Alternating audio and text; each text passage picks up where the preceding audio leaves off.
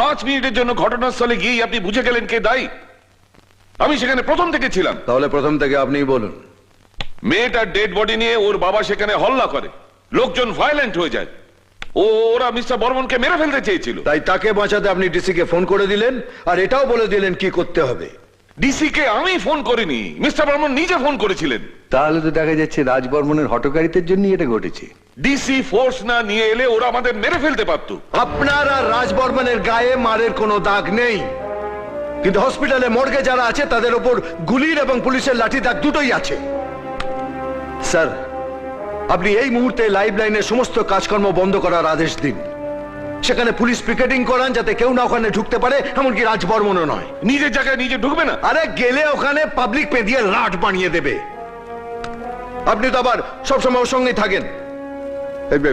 কিছু ভালো মন্দ হয়ে গেলে তো বৌদিকে আমাকেই জবাব দিতে হবে।